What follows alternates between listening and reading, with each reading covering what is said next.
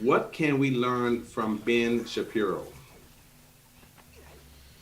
So I don't know too much about Ben. You guys are some interesting questions recently here. I don't know too much about Ben. I've never met him. Haven't talked to him. Very polarizing as a figure. Um, um, oh, okay. Just made a good play there. Good job. Good job, Evan. We'll take that. I think people. I think he's one of those guys that people just put into a box, and then you love him or you hate him. I think you might be just trying to listen to his perspective could be helpful of like, hey, where is he coming from? Just if you're totally against him and hate everything he represents, great. Like maybe you should listen and try to understand the reasoning behind it. But two, just from a marketing and business model standpoint, what I love about what Ben does is while he's working something out, this is why like when I was telling Zan, you don't write a book now. It's like it's not a smart thing to write a book now. Stop it. We talked about that on the live stream today too, about timing. So what Ben does when he's about to write a book, he actually goes on tour. He goes on tour and he sets up all of these speaking engagements inside of universities, and he'll field test his ideas. Whatever he's thinking about writing in the book, he starts doing speeches on. And not just speeches where it's like him talking and nothing. He'll debate people. He'll go to places where he knows there's going to be controversy, and not just his fans and supporters, but people who may not like him. And he's ready for the debate. And then he's taking all of the arguments that they tell him, and he puts them into the book. Like those debates at the universities make his book better, because he goes in with his thoughts, but they're not super well formed because he hasn't had a chance to talk to people about them. And it's fine to talk to your friends and whatever, but they're probably going to support and like you. It's about talking to the people who don't support and like you, and what are their points, and are they valid at all, right? And so he does that. He doesn't just do one. He goes on a tour, and then once it's repetition, like once he knows what he's doing and he's heard the same argument over and over and over again, then he finishes the book and he puts in his manuscript. Like that's how you write a good book. You have to know how people will receive it. So it's a genius business model. So that's the kind of thing, like maybe you love Ben, maybe you hate Ben. He's one of those guys who that's what he does, polarizes people. But even if you are on the side of you hating him, learn from the business model, because that's a genius way to get feedback for whatever you're doing. So he uses the stand-up comedy method then, what stand-up comedians do. Sure, yeah. No, that's it. It's like the thought leader version of it. yeah, exactly. So, cause that's what Chris Rock, all those guys, they go out, try new material, they know what works. Yeah. They have set, but then the last 10, 15 minutes, they try new material, then they go back and tweak it, and now they have enough to go and do a special. That's the thing. That's exactly it. And you were trying to go make your special with having no feedback, right? Like that's the thing. And same thing on today's IG Live. It's like, no, pause the book. You don't need to do a book right now. You have to try out the material first to know what's going to land. But she didn't explain herself.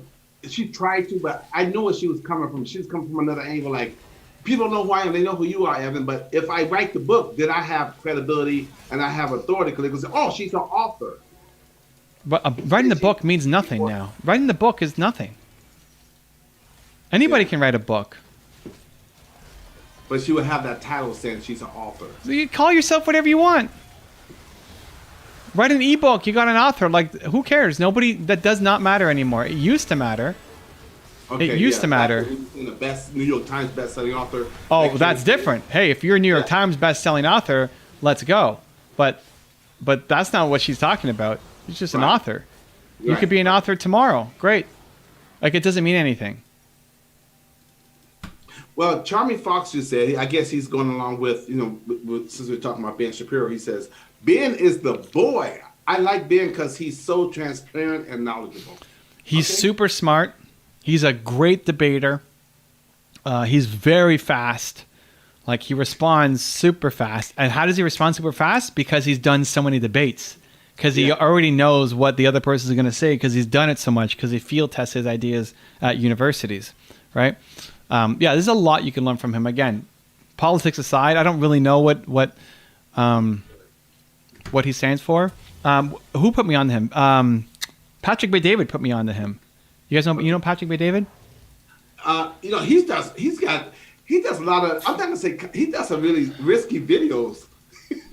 No. Yeah, Patrick's really evolved. I mean, so Patrick's got Valuetainment. He doesn't interview the mob and people like that. Yeah, he's yeah.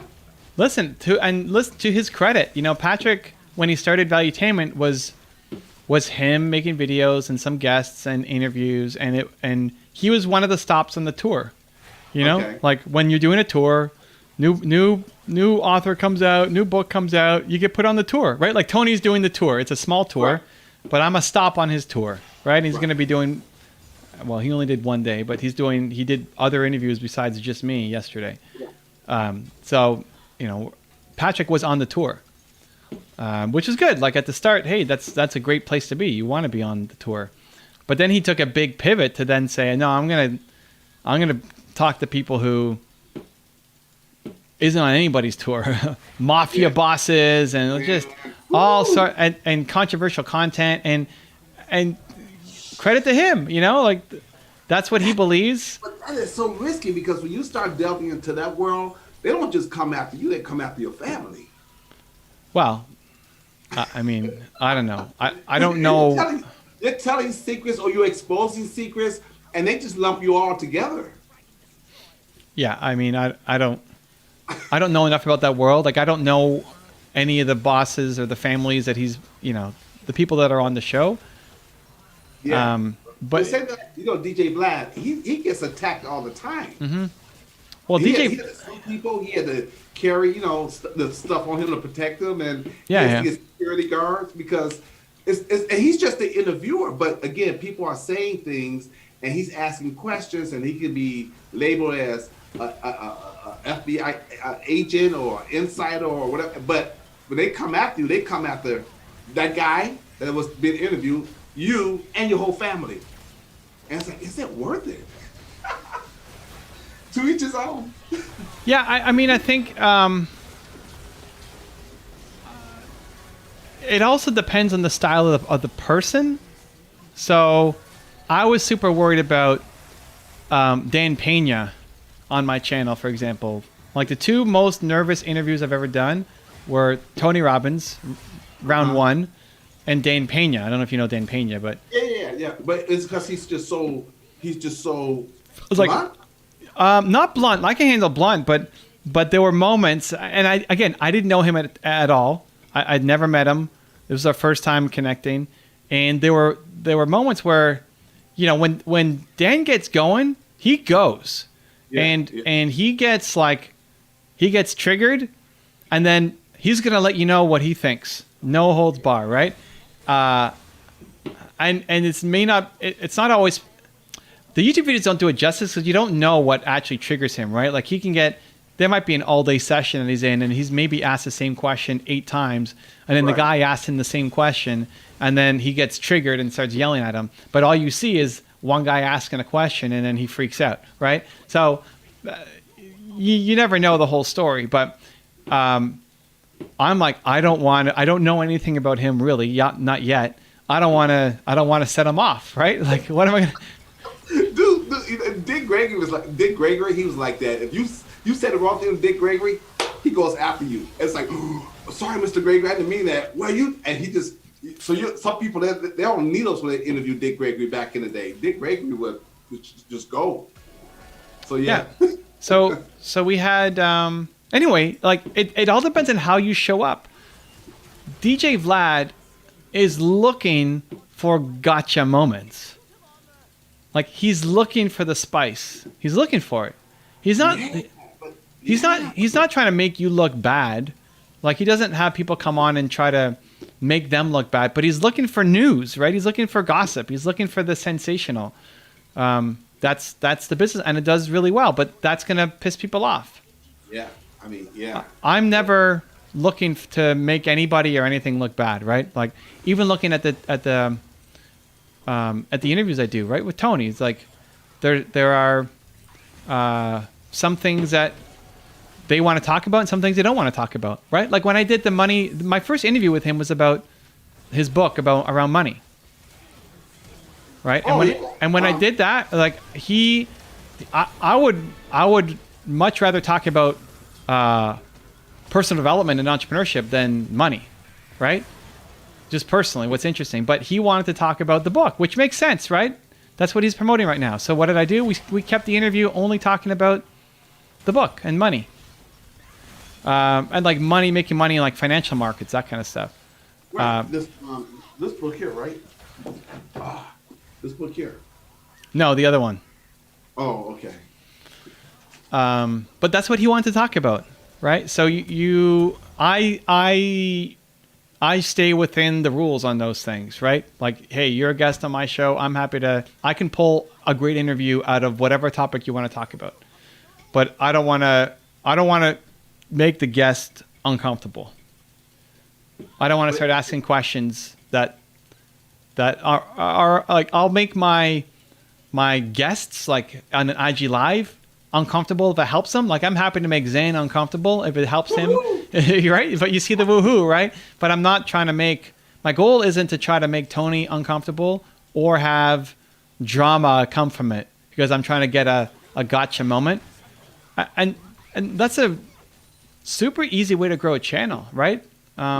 It's just not one that I align with. So Vlad, a lot of times in his personality, he gets people going, right? And you watch because you want to see the reaction and what he's going to pull out of people.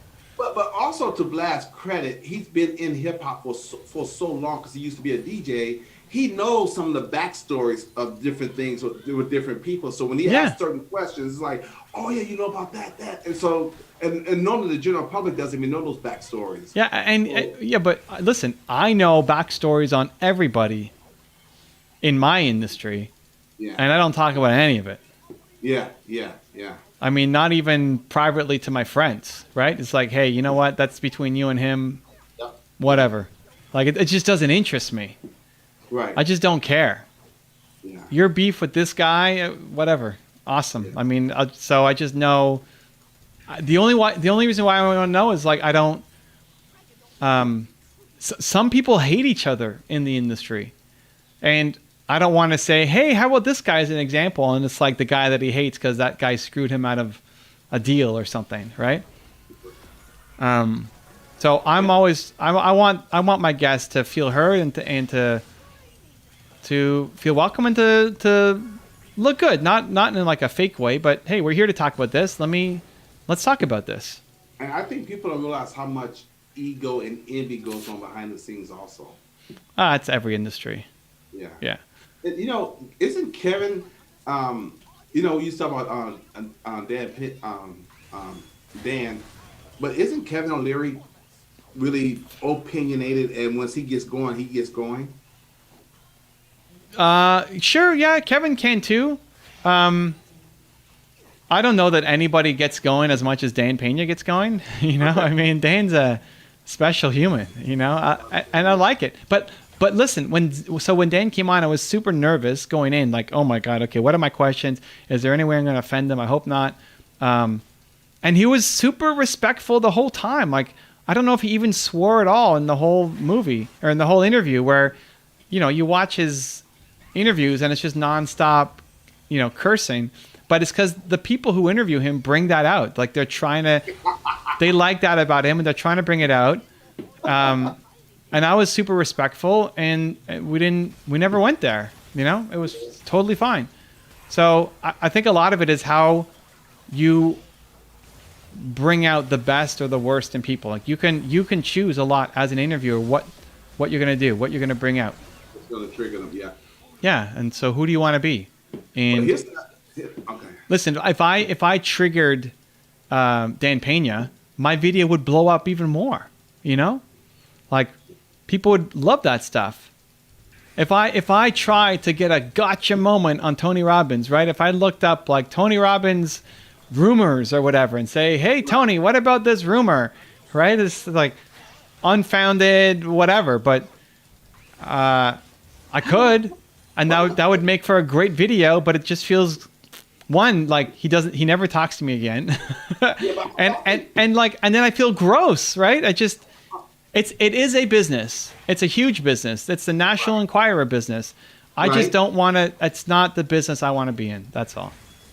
Yeah, and I think someone like Tony, he knows how to handle himself. Like a Kanye West, he may not be able to handle himself. May just blow up and then leave the interview. But Tony knows how to, he knows how to finesse it, if you will.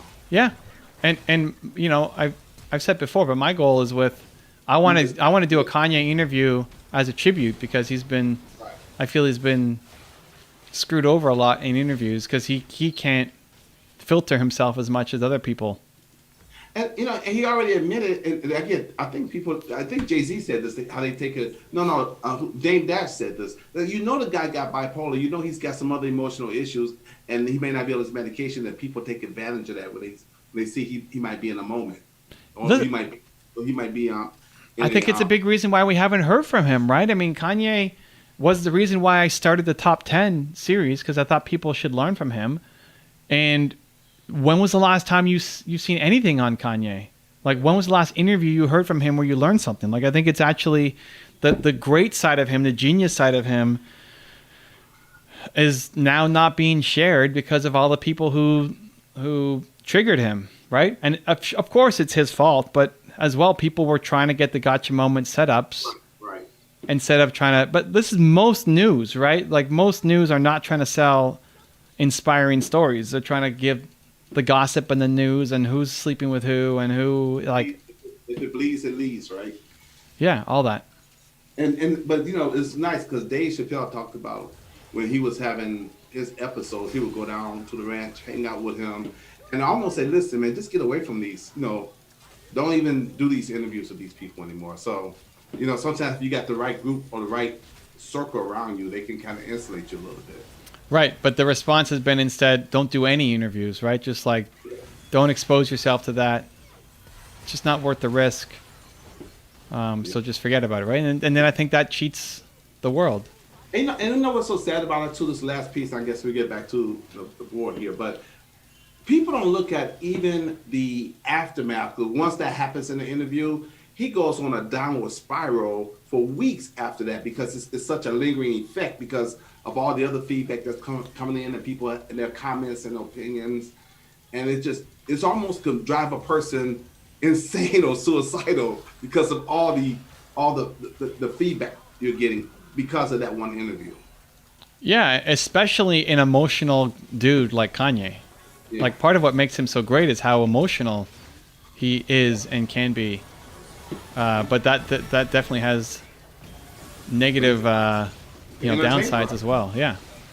Most entertainers are like that because of how they're wired. You'll find that the greatest entertainers are the most emotional people on earth. Yeah, very sensitive, which is why you can make great art too.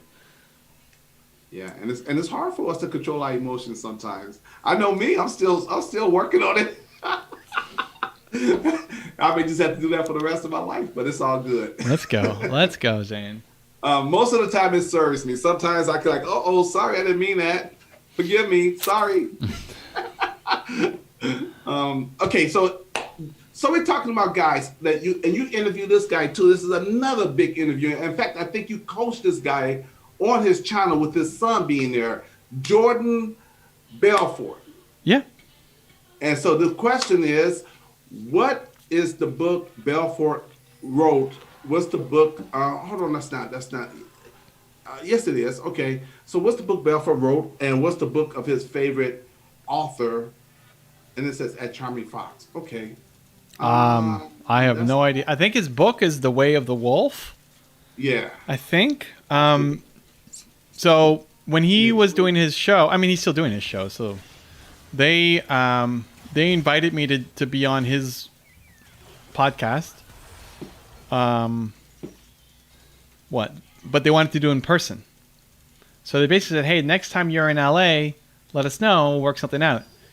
And I wasn't in LA for a time, but then I had to go for a bunch of things, and so I said, yeah, okay, hey, I'm coming to LA. Let's do the. Was it on my tour? I think it was. No, it wasn't on my tour. I think I was going for a video event or something. Anyway, so we did the interview, but we talked about, he was interviewing me, so it wasn't a book interview. He was asking me about YouTube, and we turned it into a coaching session. Yeah. Where he brought his son up, and that was fun. You know, it was fun.